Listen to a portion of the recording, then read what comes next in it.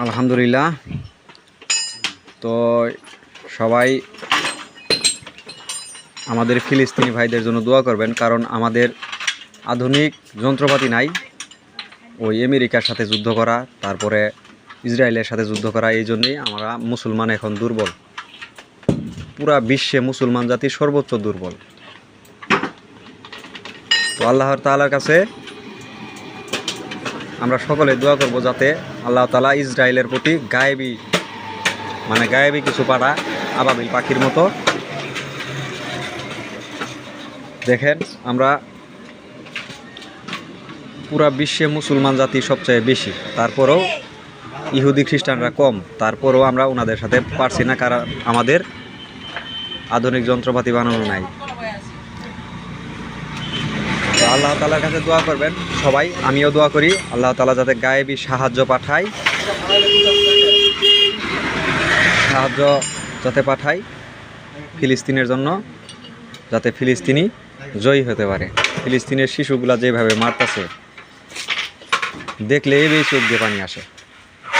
এখন আমরা এই যেগুলা কাজ আজকে শুরু করে দিয়েছি, আমাদেরও মরতে হবে, সকলকেই মরতে হবে। যাই ধনী ওরও মরতে হবে, যাই গরিব ওরও মরতে হবে, যাই কাম করি খাওয়ারও মরতে হবে, রিক্সাওয়ালারও মরতে হবে, যাই ওই হেলিকপ্টার দিয়ে চলাফেরা করে ওরও মরণ না।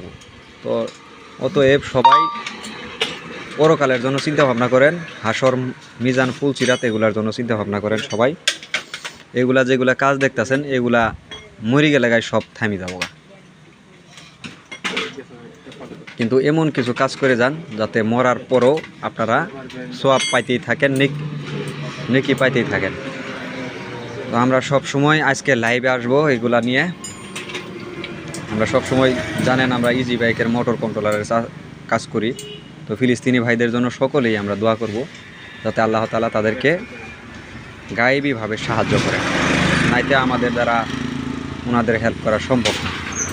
কারণ আমরা ওখানে গেলেই মৃত্যু ছাড়া আর আমাদের আর কোনো রাস্তা নেই, মরণ লাগবে, এখানে গেলেই মরণ লাগবে। কারণ আমাদের তো ওনাদের মতো বোমা নাই, যন্ত্রপাতি নেই, কিচ্ছু নাই।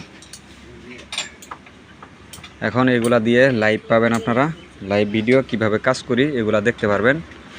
আর এই যে চার্জারগুলো পুড়তেছে, এত পরিমাণ চার্জার পুড়তেছে, কয়েকদিন থেকে আপনাদের ভিডিওর সামনে এসে দেখাইতাছি।